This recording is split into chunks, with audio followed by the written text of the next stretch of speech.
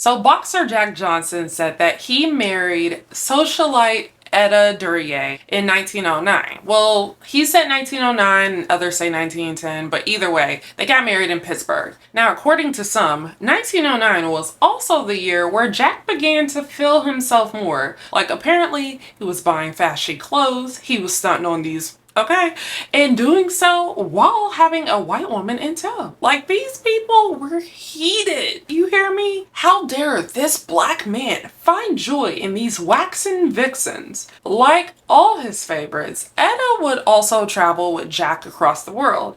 He said upon their return to the United States, he opened a cabaret and Etta helped him run it. Etta also accompanied him to Reno when he fought and beat the daylights out of James Jeffries, the Great White Hope. Now, when she entered the arena, there were whispers throughout the crowd and some men stood on chairs just to get a glimpse at her. Now, it seems that when Jack had his favorites, he imagined that they must be wildly loyal to him and only him, unlike how he would be to them. So in December 1910, he accused Etta of cheating on him with his chauffeur, this Frenchman named Gaston Lefort. Now, on Christmas, he would beat her so badly that she had to go to the hospital. Now, they got back together, and if anyone asked about her bruises, she would just say it came from falling off of a streetcar. Now, around this time, he actually still was communicating with Belle and helped her set up her own brothel by paying for the rent and furniture. She also announced that she was pregnant, and one was to assume it was Jack's child. Now, Jack was actually happy about this news, but because of Belle's line of work,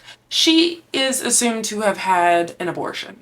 Now, Etta wasn't exactly thrilled to have to share Jack, and I can imagine as someone that was struggling with their mental health that was even harder to deal with. But it was probably some sort of reality that she somewhat came to terms with, right? Now, while possibly dealing with the many layers of being Mrs. Jack Johnson, but actually she really was Mrs. Jack Johnson, something would happen and Etta's disposition would change. Tragedy struck in her family in January 1912. After learning that her father passed away, someone that was once a cheerful and happy person became despondent, according to Jack. He said that Etta and her dad had a really close relationship, and Jack just assumed that after, a brief period of mourning, she would be back to how she was before. But months would go by and Etta would actually try to unalive herself twice, but would be unsuccessful. So shortly after that, on September 11th, 1912, Etta and Jack had some friends come into town. This cheered Etta up, and the two of them enjoyed the company of their people. Now, the plan was to accompany them by train to their next destination, which was Vegas,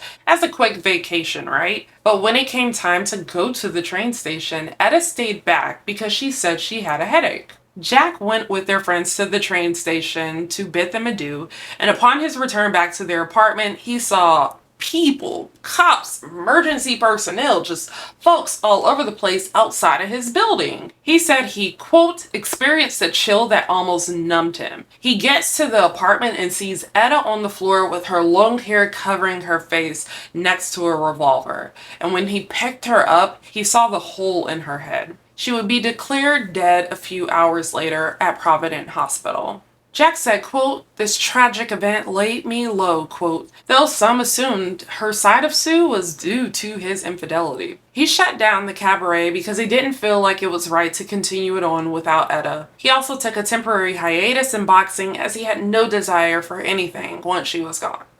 Alright, so we're going to have to come back tomorrow. As much as I want to keep going because I have so much to tell you, like truly, you're really going to want to come back tomorrow.